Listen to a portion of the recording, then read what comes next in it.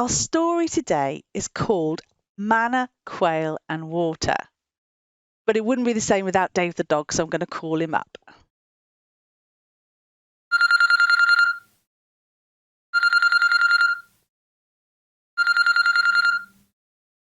Dave, hello. All right. Hey, you had a new picture. Who's that? The room behind me is my house. That's your house, yeah. But what about when I was calling you up? There was a picture of a dog. That's Bert. Bert! Oh, I wondered what he looked like. That's your friend from last week. I'm who broke the computer. Didn't he? Oh, is he all right? Oh, he's all right. He just ain't got fingers. Oh, well, he must be a good friend if you've got a picture of him. That's nice. Well, it's to remind myself not to break my computer. Fair enough. Are you ready for the story? Oh, it's got food in it, I know, it's all about food. Manna, Quail and Water is the name of the story. Yeah? Are you ready? What's a quail? What's a quail? Now, that is a really good question. I've got a picture to show you, because this is a quail. What do you think? I don't know what to think about that. He's cute, isn't he? Why has he got an head torch on? It's a feather. It's a feather on his head, I think. He's supposed to look like that. Are you sure? Yeah, that is what a quail looks like. Okay? So you're happy now and ready for the story? Now we know what a quail is. Yeah, it's a bird with an head torch. Okay, we'll go for that. So Moses has led the people and God has rescued the people from this nasty king. And there was a snake stick. There was a snake stick. And a burning bush that wasn't burning. Yep. You're and right. Frogs. Frogs. Don't like frogs. Lots of frogs. There were loads of miracles on the way. And finally, God rescued his people and Moses led them out of Egypt. And they were free at last. Yeah? They escaped then. They are in the wilderness, in the desert. And so, sadly, even after all of those miracles and all these amazing things, and they're free and they've been rescued, the people start complaining. They're complaining that they are hungry, that they've got no food. Is it because they had lots of frogs still? No, they've got nothing like that. They're in the desert, of course, in the wilderness. They didn't have any food. Now, they didn't need to worry because God was going to provide for them. So Moses had a chat with God and he said, look, follow my instructions. Was it a long chat? No, it was just enough to get them some food sorted. And so what God said was, I'm going to send you some bread type stuff in the morning, plenty of bread for you to eat. And in the evening, he was going to send them meat. So they have everything they need. If it was bread type stuff, what was it? They called it manna because they just didn't know what it was.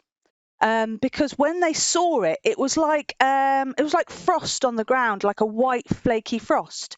You know, like you get on a sponge. Not like yellow snow. Not yellow, it was white, definitely white. Like you get on a sponge cake, like the powdering stuff. Because they said, what is it? So actually, in their language, manna means what is it? So that's why they called it manna. And it made it into a type of bread. I think I should call my mate Bert Manna.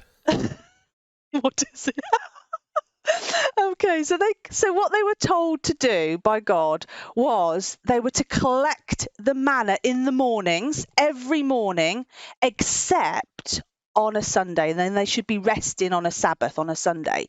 So every day they should go out in the morning and collect enough of this manna, this stuff that is kind of bread. Did it come pre-sliced? No, it was all flaky, and they had to squish it together and make it into some nice food. Like breadcrumbs. Well, it tasted like honey. It was very sweet. It was nice. It was very nice to taste. And I guess it had all the nutrients and all that they needed. And so it was morning dew, like bread but not, and it tasted like the stuff what them bees make. It was very tasty and it was very nutritious. And what was amazing was they collected enough for each of the family. Every family had enough for that day. Yeah? Oh. And they were told not to leave any and try and keep it for the next day. I don't have that problem. You eat it all up, do you? Yeah. Well, that's what they were told. They were told to eat it all up, not to leave any. And also, as I say, on the Saturday, they were supposed to collect twice as much And so they've got some for Sunday, so they didn't collect any on the Sunday, so they could have a rest day from I collecting. could count that because I can count to 3. 3 So I could count to 2 and all. to 2, exactly. 1, 2. Yeah. I could be a roadie. But They can't count past 2 either. No, well, there were twice they had to. 2 times they had to collect on the Saturday and not 1, on the Sunday. 2. That's brilliant. So they had these clear instructions from God. Unfortunately, some people didn't obey. They didn't do as they were told. So some people went and they put some aside, some of the manna aside. And you know what happened to it? The next day, Their dogs ate it. No, there was maggots in it, and it smelled horrible. That's why God told them not to leave it. This is another scary story. So I don't like maggots. No, it wasn't very nice.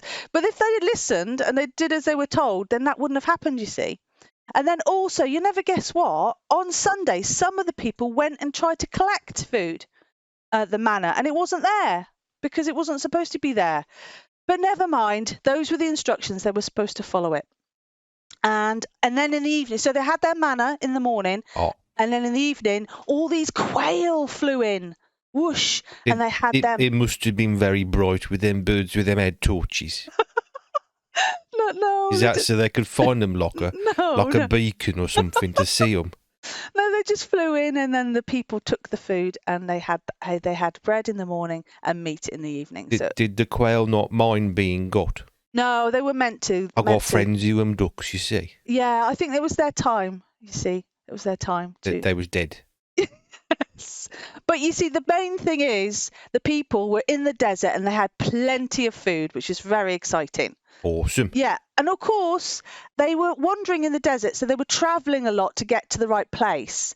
And every time they moved, they would need water because it's quite hot in the desert, isn't it? I have a water bowl. Yeah. So whenever you get thirsty, you go to your water bowl, do you? Oh, and I got a portable water bowl as well. Excellent. When you're traveling. Oh. Excellent. Well, these people didn't have any water, and so they got thirsty, and again they started complaining. Wouldn't they? It would, wouldn't they? Yeah, absolutely. It's a very hot place. And so God told Moses to take his staff, his stick. Where's his stick? Yep. Where's his stick? What a stick. And hit this rock, and boom, all this water gushed out. And they had plenty of water to drink. I have a question. Yes. Why was Moses trying to break his stick? No, he wasn't trying to. He just had to hit the rock. That was what he had to do. And then the water come out. Another miracle. Did he have anger issues? Oh, no, he just hit it. Just like God told him to do. He didn't break the stick because that would be really bad. No, it's a really tough stick. He's been everywhere with it. It's a good stick. Okay. Good solid stick. Yeah. So there you go. The people were in the desert and they had bread in the morning called manna, and they had meat in the evening called quail, and they had plenty of water. How cool is that? I'm still a bit stuck on that head torch bird. Should we see the picture again? Yeah. There he is. Oh, I don't think it is a head torch. I can't see any light. It's a bit odd. I wouldn't want that on my head. Fair enough. Well, what did you think of that then, that story, Dave? I think the quail's got head torch. We'll go with that then. Brilliant.